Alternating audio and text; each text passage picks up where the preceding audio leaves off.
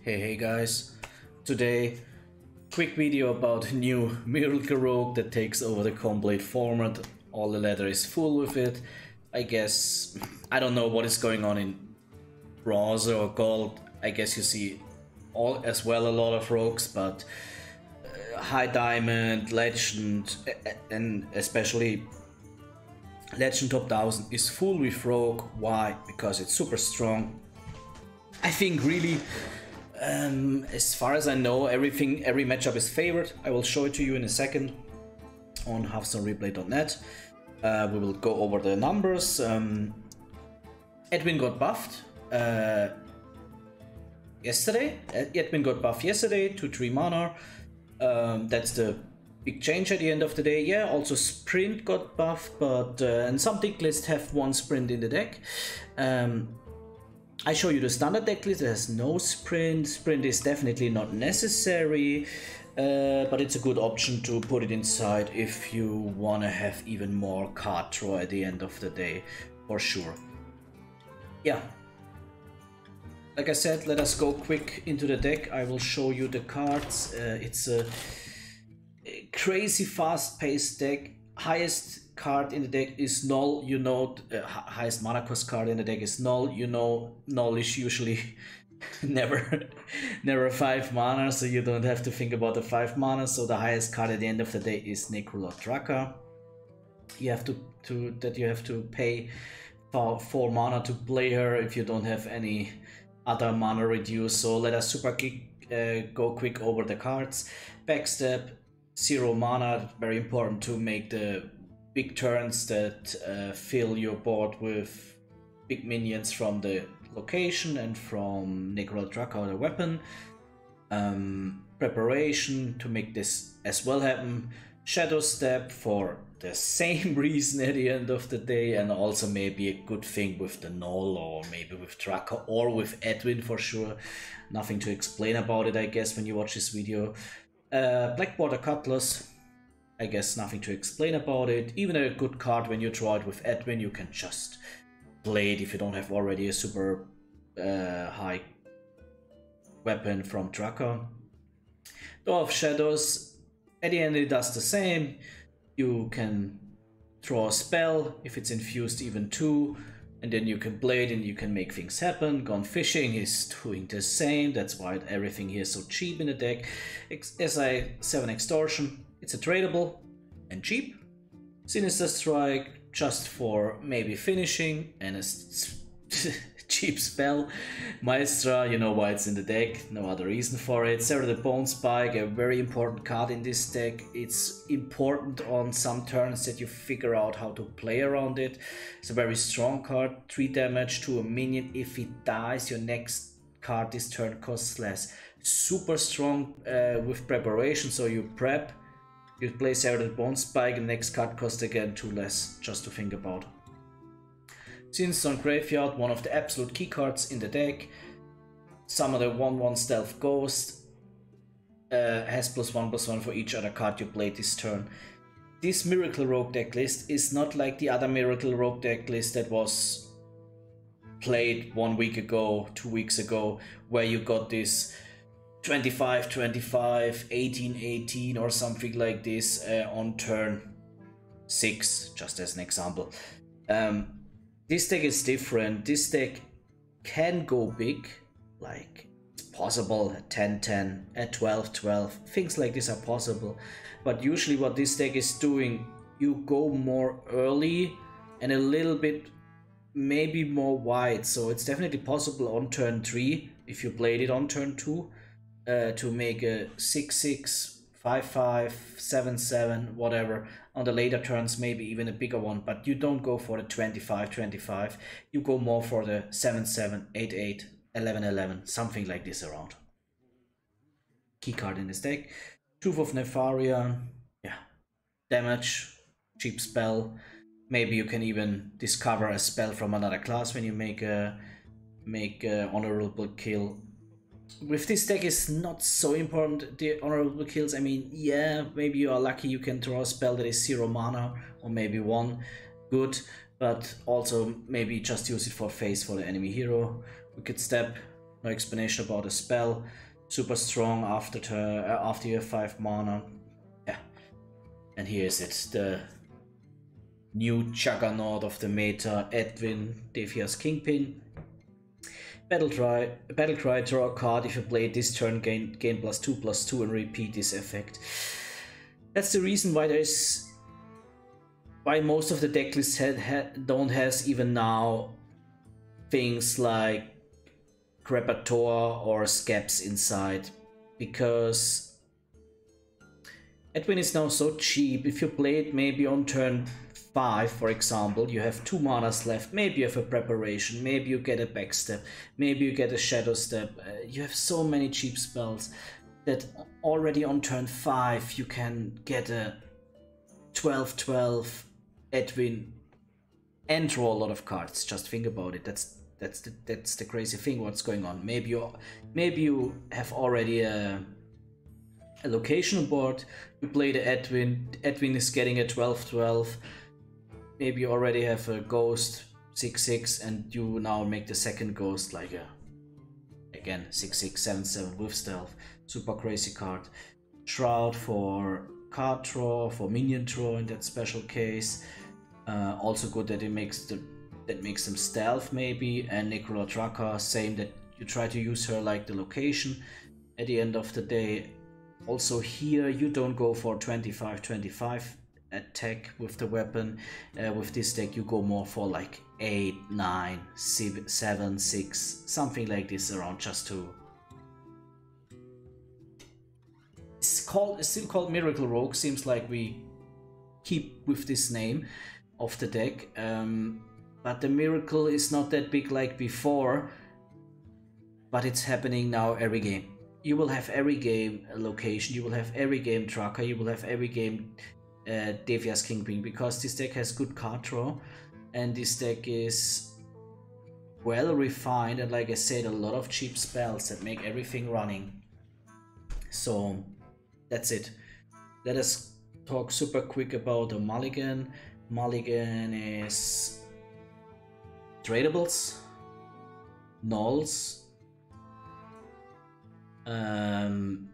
Shroud is good, especially with the coin maybe, and you can be greedy with Draka or the location if you have other good things in your hand, or maybe even especially when you are with the coin. So one time again, tradables, Gnolls, like always in Miracle or Thief Rogue lists. Then Draka can be good, Shroud is definitely good, and yeah, things like and the location. Also Edwin can be good, so you definitely have it, but the deck has very less minions. 1, 2, 3, 4. That's it. So with Shroud, there's a very high chance that you get 5. Okay, with Maestra, that you get your Edwin if you maybe have already a Gnoll or something like this on hand on the Mulligan. Yeah. So like I said, game plan is don't go out too early. That's also important with this deck. Don't try to make something crazy happening on turn 3, for example. There's no really benefit in having maybe a 3/3 ghost or something like this from the location. Wait a turn or 2 more. Turn 4, 5, 6 is usually where this deck is popping up. Not too late, not too early. That's the thing about this deck here, definitely. So the game plan is collect the cards that you need, try to prepare it as good as possible. Try to prepare it as good as possible, the big turn that is coming. And also important with this deck, go face. Has no real late game, this deck, so you don't want to come to turn 10, turn 9, but that's usually not happening with this deck, because you have very big minions and a lot of card draw when you get the right things on your hand, like Edwin.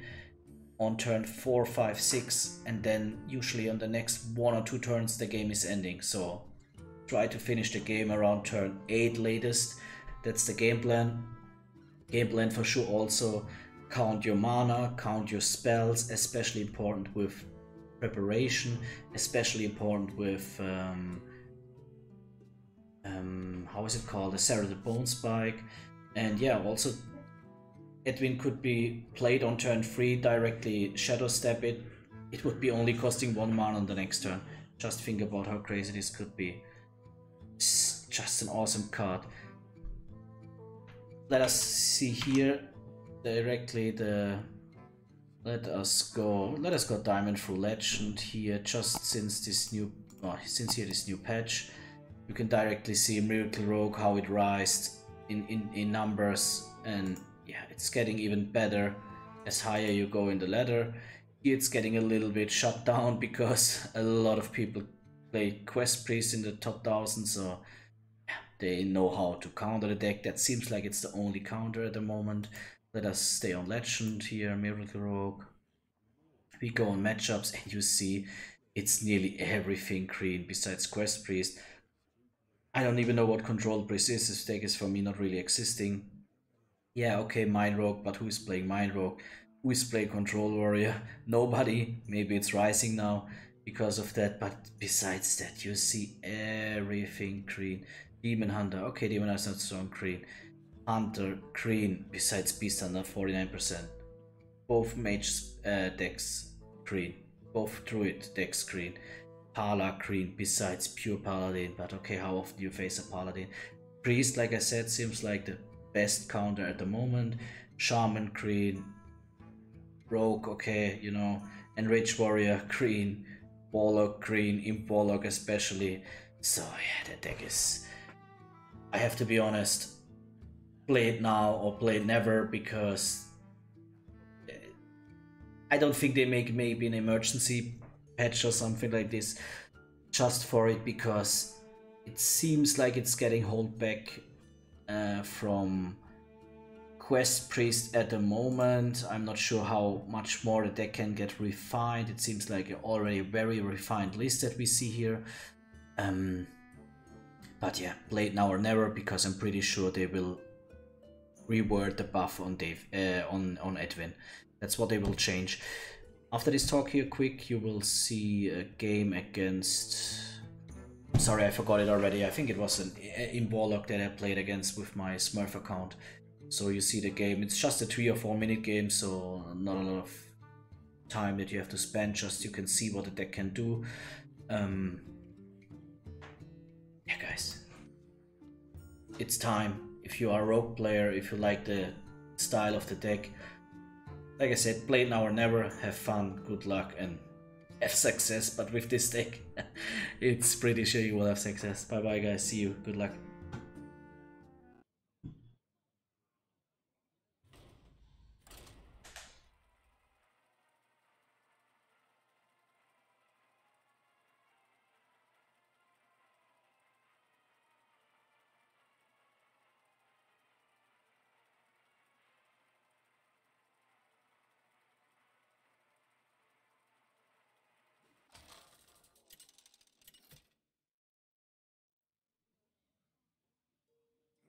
Khan versus Gul'dan.